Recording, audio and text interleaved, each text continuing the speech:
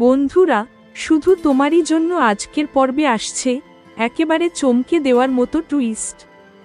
সবাই যখন নিজের নিজের কাজে ব্যস্ত, তখনই হঠাৎ করে নিখোঁজ হয়ে যায় রাহি আর রাহুল।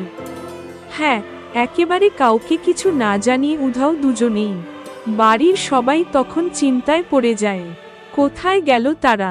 কেনই বা এমন করে লুকিয়ে চলে গেল? তবে কি তারা কোনো বড় সিদ্ধান্ত নিতে যাচ্ছে, নাকি নিজেদের সম্পর্ককে নতুন মোড় দিতে চাইছে? আবার অন্যদিকে কেউ কেউ ভাবছে, এর পেছনে কি লুকিয়ে আছে আরও বড় কোনো রহস্য?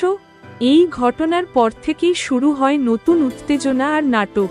পরবর্তী পর্বে কি হতে চলেছে সেটা জানার জন্য সবাই এখন অপেক্ষায়।